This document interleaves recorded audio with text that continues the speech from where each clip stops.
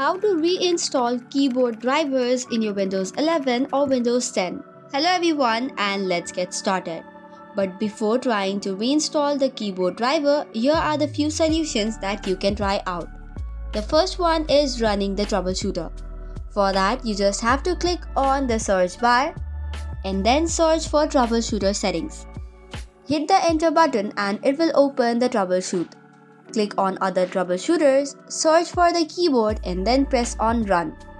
This should probably fix the issue. However, if it does not, the next step is trying to update the driver. For that, click on the search bar and open Device Manager.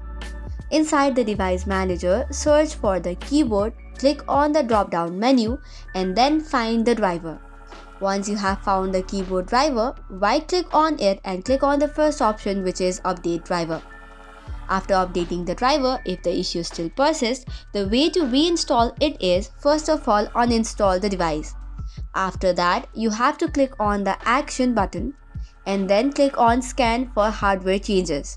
Now you have to reboot your device and you are good to go. So that's it for today's video. For more such contents, do not forget to hit the like and subscribe button. Thank you and keep watching.